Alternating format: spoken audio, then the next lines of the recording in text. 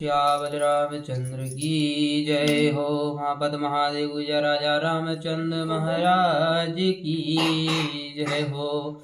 कि जो सुमिरते सिद्ध होए गणनायक करे वरे वदने करहु अनुग्रह सोए बोधिरासे सोवे गुण साधने के होए बाचार पांगो चढ़ाए गिरे वर गाने जासु कृपा सु दया द्रवा सकल कली मल दाने नील सरोवर श्याम तरण अरुण बार जिनयन करहु सुमा में और धाम सदा जीर सागर शयन कुंदेन्दु सम दे उमा रमन करुणाहन जाहि दीन परने करहु कृपा मर्दन मयन बंदहु गुरु पद कंज कृपा सिंधु नारी रूप हरि महामोह तम पुंज जाहि वचन रवि करने करे। यावल रामचंद्र की जय हो। उमापद महादेव की जय हो। बोले श्याल रामचंद्र की जय हो।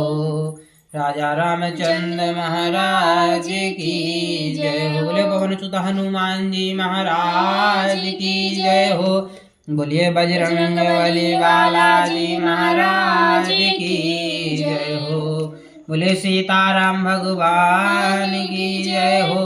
बोलिए पवन सुत हनुमान जी महाराज की जय हो। तुलसी के रामायण कथा के अनुसार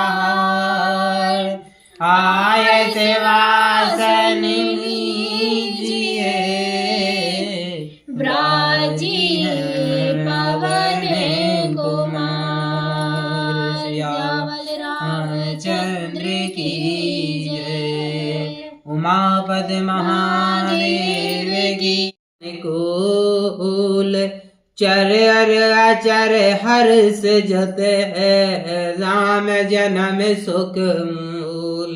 योग लग्न शीतल मंद सुरावे भय बाऊ हरे से ते सुर संतन मन चाऊ बने कुसुम ते गिरे गन मन आरा सोत्र है सकल सरिता अमृत धारा। शीतल मंद और सुगंधित पवन बह रहा था यानी चल रहा था। देवता हर्षित थे और संतों के मन में बड़ा चाव यानी उत्साह था। वन फूले हुए थे। पर्वतों के समूह मड़ियों से जगमगा रहे थे और सारी नदियां अमृत की धारा बह रही थी। सारी नदियों में अमृत जैसी धाराएं बह रही थी। सुओ सर बेरंच जब जाना चले सकल सुर साजु विमाना गगनोद्मल संकुल सूरजू था गावहीं गुण गंधर्व बरू था। जब ब्रह्मा जी ने भगवान के प्रकट होने का अवसर जाना, तब उनके समेत सारे देवता विमान सजाकर चले। निर्मल आकाश देवताओं के समूहों से भर गया। गंधर्वों के दल गुणों का गान करने लगे। बरसहे सुमन सुअजुल साजी, गहे गहे गगन दुंदर विबाजी। आस्तुति करहि नाग मुनि देवा,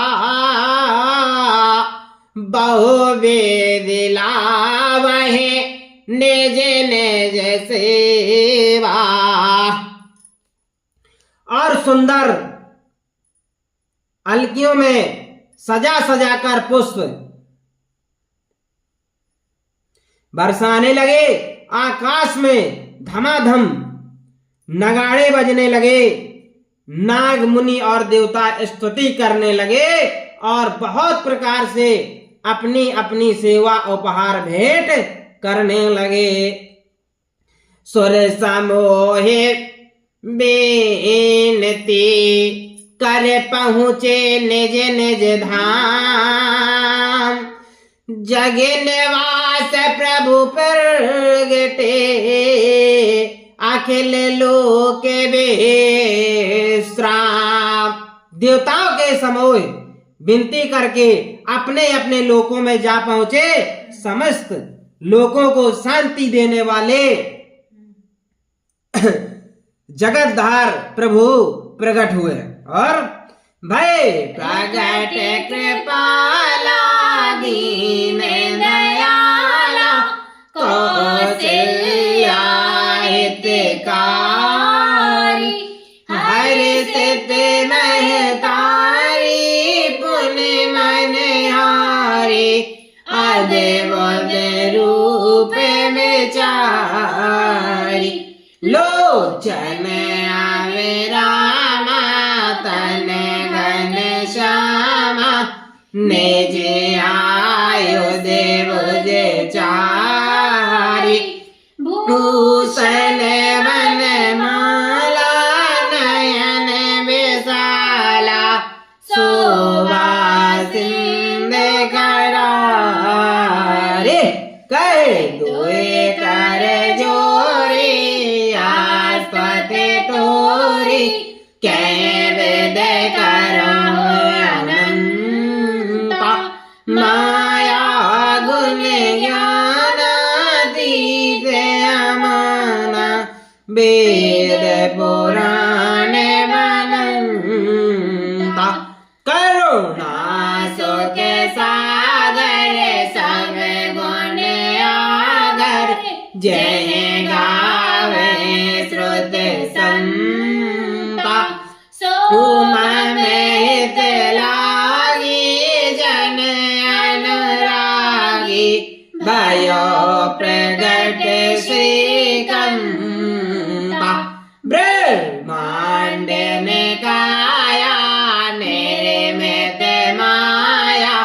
रोम रोम प्रतिवेद कहे, ममे और सुबासी उपहासी। सुनत वीर मत तिर न रहे, उपजा जब ज्ञाना।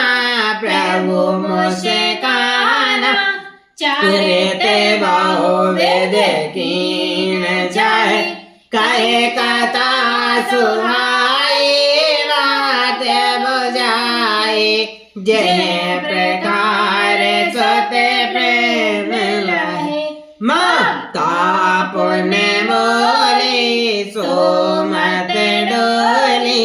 तजहु तात यह रूपा, कीज सुशीला।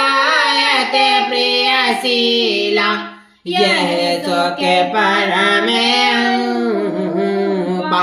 सुन बचन सुजाना रोदन टाना होए माल के सुर भूपा। ये चरित जे गावै हर पद पावै तेना पर बहुकूपा। दीनों पर दया करने वाले कौशल्या जी के हितकारी कृपाल प्रभु प्रकट हुए।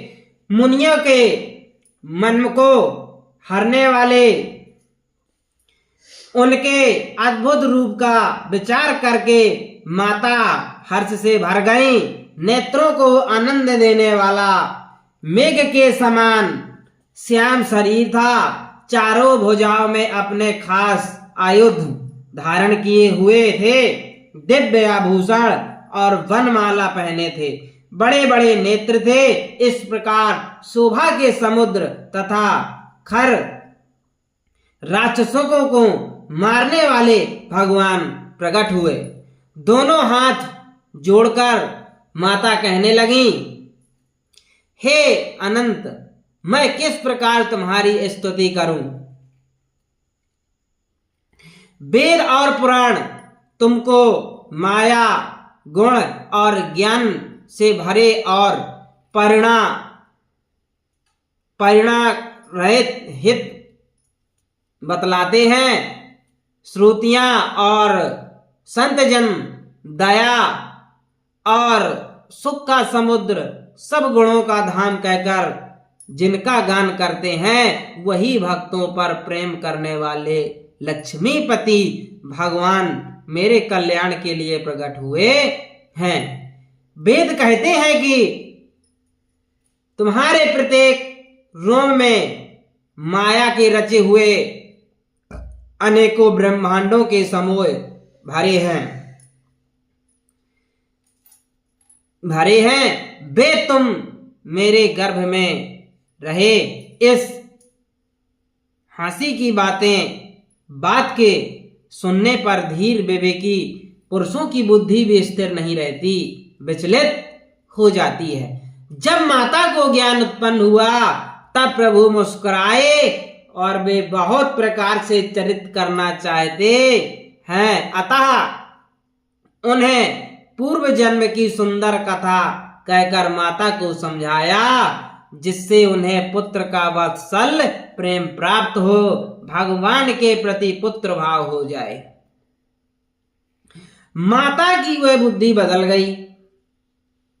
तब वह फिर बोली, हे तात, यह रूप छोड़कर अत्यंत प्रिय बाल लीला करो। मेरे लिए यह सुख परम अनुपम होगा। माता का यह वचन सुनकर देवताओं के स्वामी सुजान भगवान ने बालक रूप होकर रोना शुरू कर दिया। तुलसीदास जी कहते हैं, जो इस चरित्र का गान करते हैं वे श्री हरि का पद पाते हैं और फिर संसार रूपी कूप में नहीं गिरते हैं। कि प्रधेन सुर संत हेते लीन मनोज अवतार। निज इच्छा निर्मित तनु माया गुण गोपाल। ब्राह्मण, गौ, देवता और संतों के लिए भगवान ने मनुष्य का अवतार लिया। वे अज्ञानमयी मलिना माया और उसके गुण संत रज तम और बाहरी तथा भीतरी इंद्रियों से परे हैं। उनका दिव्य शरीर अपनी इच्छा से ही बना है। किसी कर्म बंधने से परवश होकर त्रिगुणात्मक भौतिक पदार्थों के द्वारा नहीं बना है। सुन से सुरोधन परम प्रिय बानी। संभ्रम चली आए सब रानी। हर से जह तह दासी। आनंद मगन सकल पुरवासी। बच्चे के रोने की बहुत ही प्यारी ध्वनि सुनकर सब रानियां उतावली होकर दौड़ी चली आईं। दासियां हर्षित होकर जहां तहां दौड़ी। सारे पुरवासी आनंद में मग्न हो गए, पूरे अयोध्यावासी बच्चे की रोने की आवाज सुन करके। दशरथ पुत्र जन्म सुन काना, मानहु ब्रह्मानंद समाना। परम प्रेम मन पुलक शरीरा, चाहत ओटन करत मत धीरा। राजा दशरथ जी पुत्र का जन्म कानों से सुनकर मानो ब्रह्मानंद में समा गए हैं। इतना आनंद की जैसे ब्रह्मानंद में समा गए, इतने आनंदमय हो गए हैं। मन में अतिशय प्रेम है, शरीर पुलकित हो गया, आनंद में अधीर हुए। बुद्धि को धीरज देकर और प्रेम में शिथिल हुए। शरीर को संभाल कर वे उठना चाहते हैं। जाकर नाम सुनत सुबह होई, मोरे गृह आवा प्रभु सोई। परमानंद पुरे मन राजा, कहाँ बुलाए बजावहूँ बाजा। जिनका नाम सुनने से ही कल्याण होता है, वही प्रभु मेरे घर आए हैं। ऐसा सोचकर राजा का मन परम आनंद से पूर्ण हो गया। उन्होंने बाजे वाले को बुलाया, बुलाकर कहा कि बाजा बजाओ जाके। कि गुरु वशिष्ठ कहे गयो अहंकारा, आए दजन सहित नृप द्वारा। अनुपम बालक देखन जाई, रूप रास गुण कहीं न सिराई। गुरु वशिष्ठ जी के पास, गुरु जी के पास बुलवाया गया। वे ब्राह्मणों को साथ लिए राजद्वार पर आए। उन्होंने जाकर अनुपम बालक को देखा, जो रूप की राशि है और जिसके गुण कहने में समाप्ति नहीं हो सकते, न समाप्त होते हैं। कि नंदी मुख सारध कर, जात कर्म सब कीन। हाटक देनु बसन मनी, नृप प्रण कर दीन। फिर राजा ने नंदी मुख श्रद्ध करके सब जात कर्म संस्कार आदि किए और ब्राह्मणों को सोना, गौ वस्त्र और मणियों का दान किया। कि ध्वज पताके तोलन पुर चावा, कहीं न जाए जहि भात बनावा। सुमन वृष्टि आकाश ते होई, ब्रह्मानंद मगन सब लोई। ध्वजा पताका और तोर गणों से नगर छा गया। जिस प्रकार से वह सजाया गया उसका तो वर्णन ही नहीं हो सकता। आकाश में फूलों की वर्षा हो रही है, सब लोग ब्रह्मा आनंद में मग्न हैं। कि वृंद वृंद मिले चले गोसा लोगाई, सहज सिंगार किए ओटदाई।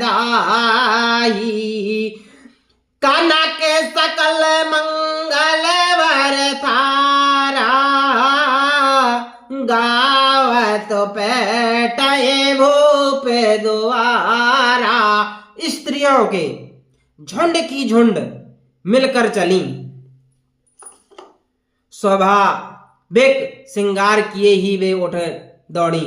कुछ ने जो श्रृंगार कर रही थी, कुछ तो जैसे ही भगवान का सुना तो कुछ ने तो श्रृंगार किया और कुछ बिना ही श्रृंगार के प्रभु दर्शन के लिए उठकर दौड़ी। सोने का कलश लेकर और थालों में मंगल द्रव्य भरकर गाती हुई राजद्वार में प्रवेश करती हैं और कि करे आरते निछावर ही करही, बार बार से तो चरणन परही, कि मागध सोत बंदे गण गायक, पावन गुण गावे रघुनायक। वे आरती करके निछावर करती हैं और बार बार बच्चे के चरणों पर गिरती हैं। मागध सुत बंदीजन और गवैये रकुल के स्वामी के पवित्र गुणों का गान करते हैं। सर्वस दान कीन सब काहू, जहे पावारा खानहि ताहू, मृगबंद चंदन कुकुम कीचा, मचे सकल वेतन बेच बीचा। राजा ने सब किसी को भरपूर दान किया, जिसने पाया उसने भी नहीं रखा, जिसने पाया उसने भी नहीं रखा, लुटा दिया। नगर की सभी गलियों के बीच बीच में कस्तूरी, चंदन और केसर की कीच मची गई। बोले इतने राजा ने भी दान दो और कछु जो राजा का दान, जिस राजा को जिसने दान दिया, राजा ने जिसको दान दिया वे भी इतने कछु खुश हो गए कि उनने भी दूसरन का दे डाला। बोले लो, इतने आनंद छाव है अयोध्या की पूरी गलियों में, हर तरफ पूरी अयोध्या जो है मंगलमय हो गई।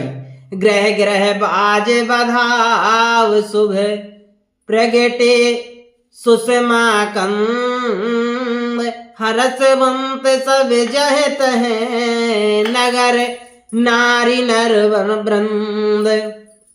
घर घर मंगलमय बधावा बाजने लगा, क्योंकि शोभा के मूल भगवान प्रकट हुए हैं। नगर की स्त्री पुरुषों के झुंड जहां तहां आनंद मग्न हो रहे हैं, नाच रहे हैं, गा रहे हैं। सब पूरे नगर में खुशियां ही खुशियां, अपार खुशियां छाई हुई हैं। कि के सुता सुमित्रा दो, सुंदर सुत जनमत भयो, वह सुख संपत्ति समय समाजा, कही ना सके सादर यही राजा। केकई और सुमित्रा इन दोनों ने भी सुंदर पुत्रों को जन्म दिया। उस सुख और संपत्ति, समय और समाज का वर्णन सरस्वती और सांपों के राजा शेष भी नहीं कर सकते। उस समय जितनी अयोध्या में और महाराज दशरथ और सब माताएं जितनी खुश हैं, उनका वर्णन कोई नहीं कर सकता है। ऐसा इसमें लिखा, इतने सब आनंदित हैं कि अवधपुरी सोहाय भांति, पर वही मिलन आए जन राती, देखी भान जन मन सकचाने, तदविवान संध्यायन माने। अवधपुरी इस प्रकार से सुशोभित हो रही है मानो रात्रि प्रभु से मिलने आई हो, और सूर्य को देखकर मानो मन में सकचा गई हो। परंतु फिर भी मन में विचार कर कर वह मानो संध्या बनकर गई हो, संध्या बन करके पुनः वापस आ गई हो। अगर धूप बहु जाने अंधियारी, उड़े अबीर माँ न हो अरुणारी, मंदिर माने समूह जनतारा, नवग्रह कलश सो इंदोदारा। अगर कि धूप का बहुत सा धुआं मानो संध्या का अंधकार है, और जो अबीर उड़ रही है वह उसकी ललाई है। मत अगरबत्ती और धूप इतनी जल गई कि ऐसा लग रहा है कि जैसे क्या हो गया हो, संध्या काल। इतना चारों तरफ धुआं फैल गया जैसे क्या संध्या काल हो गया हो, और अबीर और गुलाल इतनी उड़ रही है कि जैसे संध्या काल में सूर्य की किरणें दिखाई देती हैं, जब शाम हो जाए और सूर्य की किरणें की ललाट, इस तरह से अबीर उड़ रही है। महलों में जो मणियों के समूह हैं वे मानो तारागण हैं। राजमहल का जो कलश है वह मानो श्रेष्ठ चंद्रमा के समान झलक रहा है। कि भवन वेद धुन अति मृदुबानी, जन खग मुकर समय जन सानी, कौतुक देख पतंग भुलाना, एक मास तह जाते न जाना। राजभवन में जो अति कोमल बाणी से वेद ध्वनि हो रही है वह मानो समय अनुकूल सनी हुई पक्षियों की चहचहाहट है।